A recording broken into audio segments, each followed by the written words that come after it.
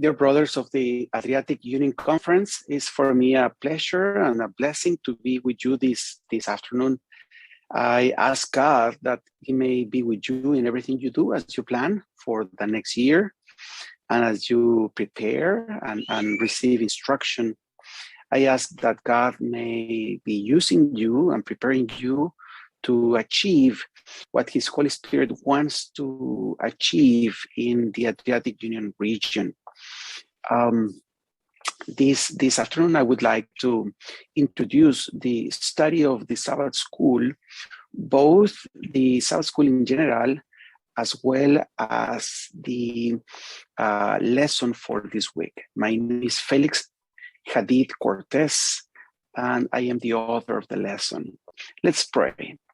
Dear God, thank you very much for the opportunity of opening your word and asking you to help us understand and being able to learn the message that you have for us in the book of Hebrews.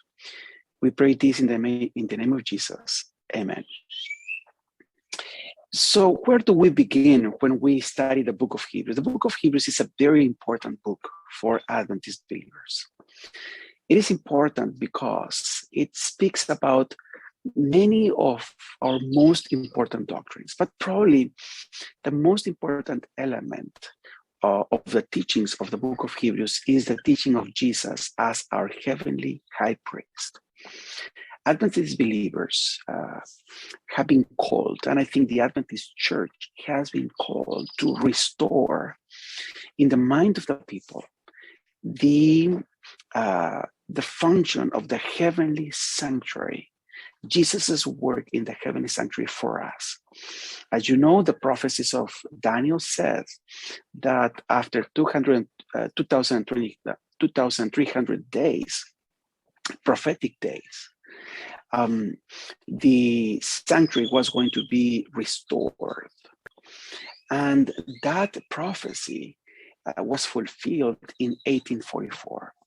From that time to the present, the Adventist Church has had the mission of restoring the message, the understanding of the sanctuary for all people. And the book of Hebrews is central to that. Another book that is central to that is the book of Revelation. Hebrews and Revelation go together in explaining the ministry, the intercession of Jesus in the heavenly sanctuary. Hebrews speaks theologically about the nature and meaning of Jesus's ministry in the heavenly sanctuary. The book of Revelation focuses more on the actions, the actual activities of Jesus as our high priest in the heavenly sanctuary. But of those kind of activities, probably Dr. Ranko Stefanovic, whom you know well, he will be able to speak more in the future about that. I want to focus a little more then on the book of Hebrews. Who was the author and who were the readers of the book of Hebrews and when they received the letter and why they did receive the letter? Well, we don't have time here to discuss the authorship of the book of Hebrews in detail, but I want to share with you at least a few elements. One is that, in my view, the most possible author of the book of Hebrews, even though the book of Hebrews does not identify its author, the most probable author of the book of Hebrews is Paul for several reasons. One of them is that from the very beginning, Hebrews has always been found among the collection of letters of Paul. In the earliest manuscript of Hebrews, P46, Papyrus 46, Hebrews appears in second place in the letters of Paul. It appears Romans and Hebrews, and then the Corinthian letters, and then other letters.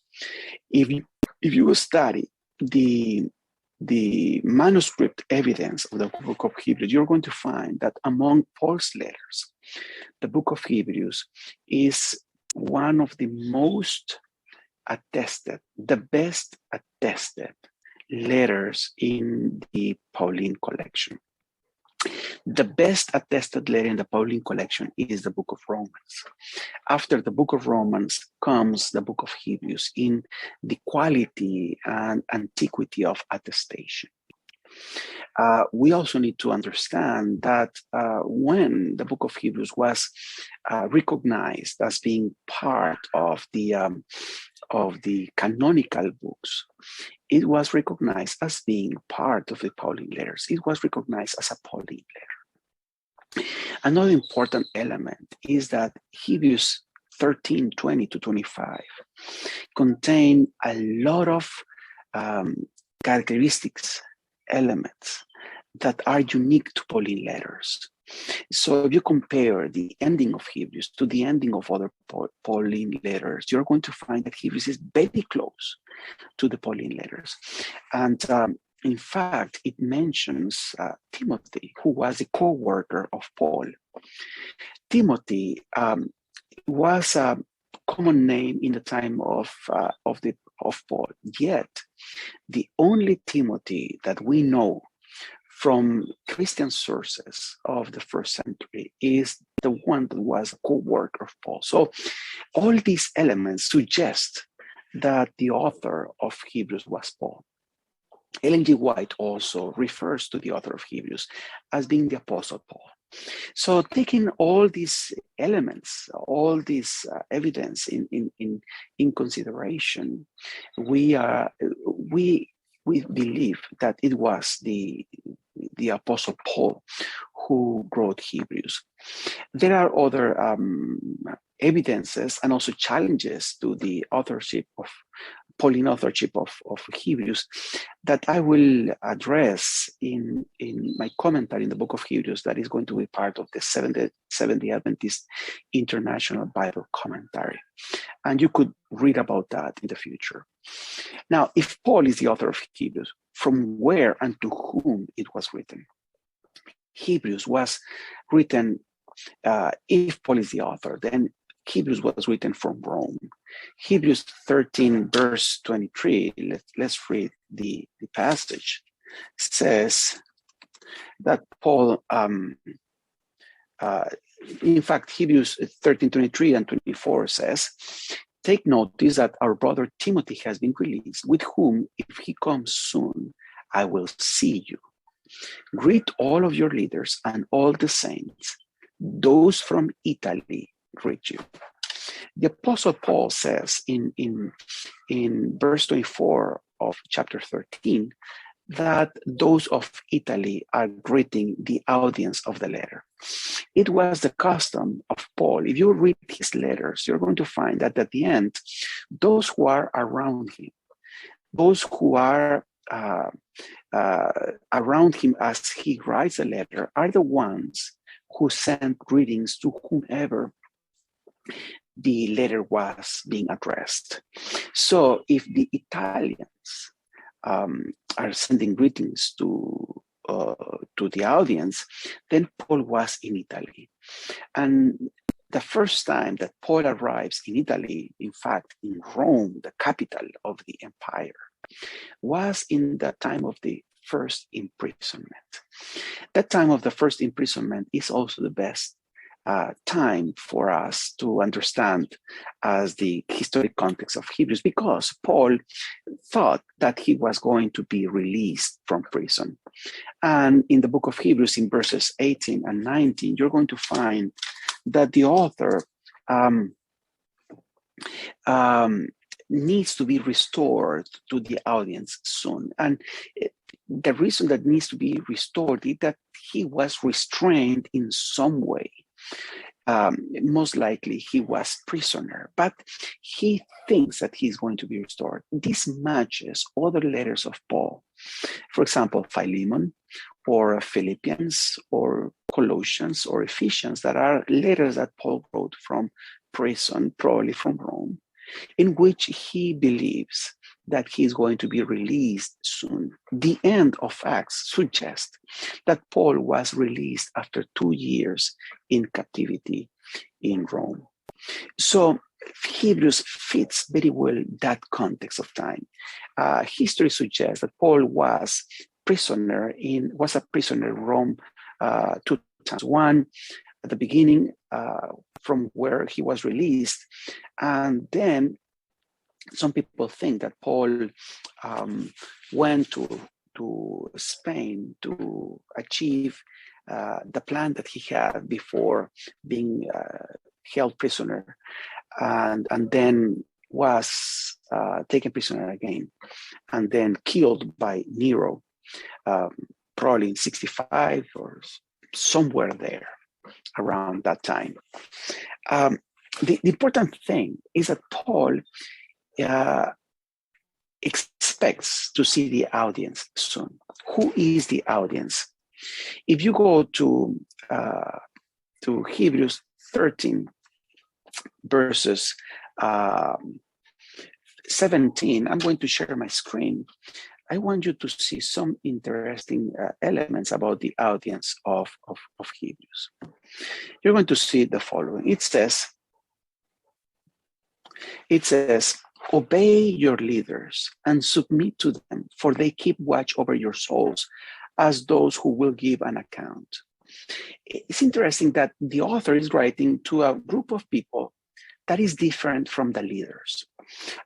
This suggests that this is a congregation of believers.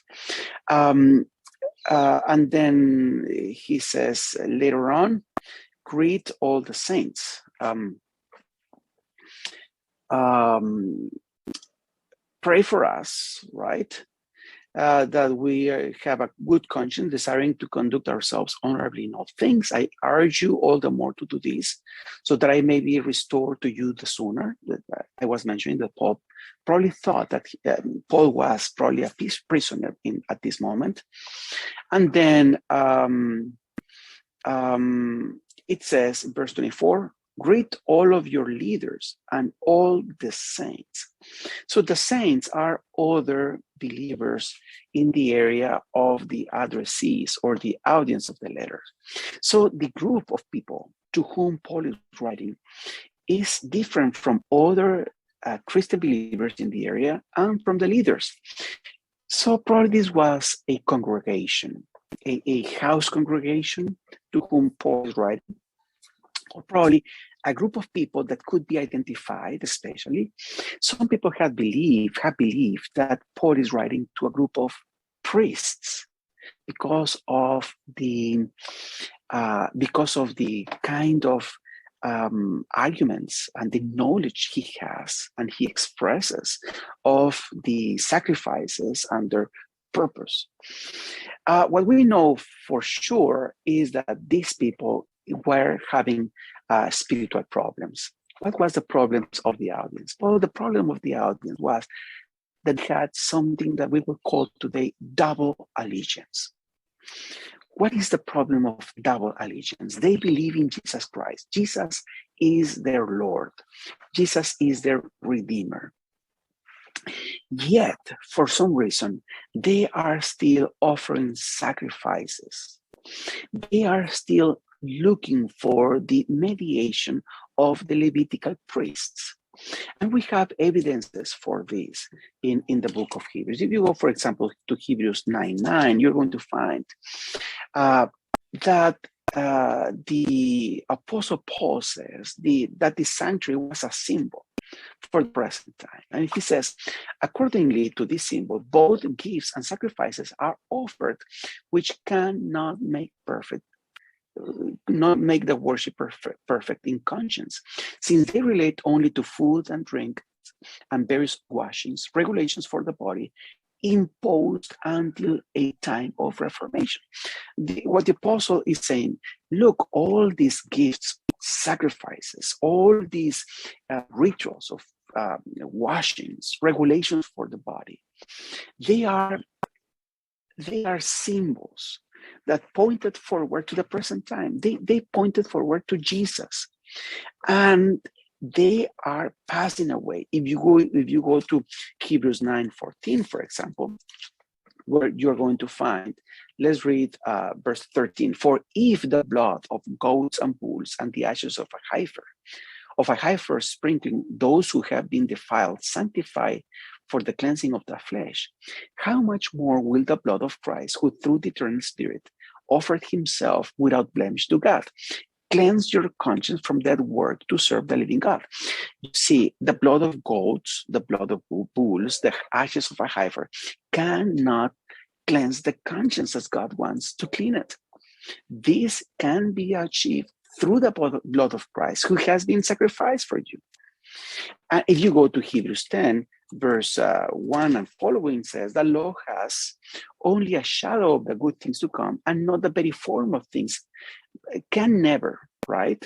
But the same sacrifices, the law can never, by the same sacrifices which they offer continually year by year, make perfect those who draw near. Otherwise, would they not have ceased to be offered? Because the worshippers, having once been cleansed, will no longer have had consciousness of sin. But in those sacrifices, there is a reminder of sins year by year, for it is impossible for the blood of bulls and goats to take away sins. And then finishes in verse 18. Now, where there is forgiveness of these things through the sacrifice of Jesus, through the new covenant that he has provided for us, there is no longer any offering for sin. So the author is telling the audience that they don't need to continue to offer sacrifices, because their one sacrifice, the sacrifice once for all, which is the death of Jesus in the cross for us, this sacrifice is able to cleanse us completely, fully, to cleanse our conscience from sin, to provide full forgiveness, reconciliation to God. And we need to trust this. And so the Apostle Paul is writing believers that continue to offer sacrifices, that continue to trust in the rituals of the temple, that continue to seek the mediation of the Levitical priesthood. So probably the audience is living in Jerusalem or in Palestine or near there. And the author is telling them, we need to hold on to Jesus. So the problem of the audience was a problem of double allegiance. And if you go to the book of Acts of the Apostles, and if you go to the chapter where it talks about Paul's last visit to Jerusalem, when he is taken prisoner of the temple, you're going to find that Ellen G. White speaks about how believers in Jerusalem in the time of Jesus, they continued to have a high regard for the temple, for the law of Moses, for the rituals of Moses that were only a symbol of the coming of Jesus Christ. And they did this especially, she says, because there was a time of a lot of zeal, a lot of enthusiasm, a lot of nationalistic fervor among the Jewish population and Christians in order to escape persecution. One of the motivations to escape persecution was to continue offer sacrifice in the temple, continue to do the ritual law that everyone had in high regard. And continue to worship there to escape persecution. And that is what is happening in the book of Hebrews. The audience, they believed in Jesus in the past, as we read last week. They had a glorious beginning. They believed the gospel, and they were now, after believing the gospel, they received the gifts of the Holy Spirit. God was attesting to the truth of the gospel through miracles and wonders, and by sharing the gift of the Holy Spirit with believers, and blessing them in various ways. But after this glorious beginning, they were persecuted. Some of them were thrown into jail. They were shamed publicly, exposed publicly. Some of them lost their possessions, and they were having a very difficult time. This is probably the book of the people in Jerusalem, Palestine, in this time of nationalistic fervor. And then the author says to them, you need to put your eyes on Jesus. You need to fix your eyes on Jesus. Because if you don't do that, you're going to fall away from him. And if you fall away from him, there is no other way that we can be saved except through the once for all, once forever sacrifice of Jesus. If you do not accept the sacrifice of Jesus, there is no other sacrifice that can cleanse you from your sins. There is no other way of salvation. So that is the message of the book of Hebrews. And what we have emphasized in this week is that the book of Hebrews has three main aspects of the office of Jesus that he wants to emphasize to believers. Number one, he says, you need to remember that Jesus is our King or Lord. He has seated at the right hand of God. And as our King, he defends us from Satan. He has defeated Satan. Satan has not been destroyed, but he has been defeated. And when he comes again, Satan will be destroyed forever. So you need to trust in Jesus. You need to obey him. You need to follow him faithfully. He is the assurance that you have a protection, guidance. He is the pioneer of our salvation, or Hebrews 10:2-10 says he's the captain of our salvation. Okay, you to Hebrews 2:14 and 16, he's the champion who has fought our battles and has obtained the victory for us. But then the author says, but Jesus is not simply our Lord. Jesus is not simply our King seated at the right hand of God. He is also our high priest. As our high priest, he has very important functions for us. As a high priest, Jesus mediates, intercedes for us, asking God for all the blessings that we need. All the blessings of the covenant are given to us as a result of the mediation of Christ. Also, Jesus as our priest has performed the sacrifice that we need for our salvation. But Jesus as our priest is also the one who leads. You remember the priest had also the function of explaining the law of God, of telling the difference between what is right and wrong. And Jesus is our teacher in the end. And Jesus, our priest, is not only that. Jesus, as our priest, is also the one who blesses us, because the priest was put by God in Numbers 6:22 and following as the one who blesses, the one who was going to bless in the name of the Lord. So Jesus is our priest. There is no other priest like him. So you need to focus on him. And number three, Jesus is the mediator, the perfect mediator of a new covenant, a covenant that is greater than the covenant that God provided the people of Israel through Moses. We need to hold fast to all the benefits of this covenant. And so the book of Hebrews, Paul invites us to fix our eyes upon Jesus in the time of need, so that we may be ready to inherit the promises, because this is the last element that is important. The author believed that Jesus was coming soon. The author believed that they were living in the final time. In these last days, God has spoken to us by his Son. If you go to 1 Thessalonians 4:13 and following, you're going to find that Paul believed that he was going to be alive when Jesus came.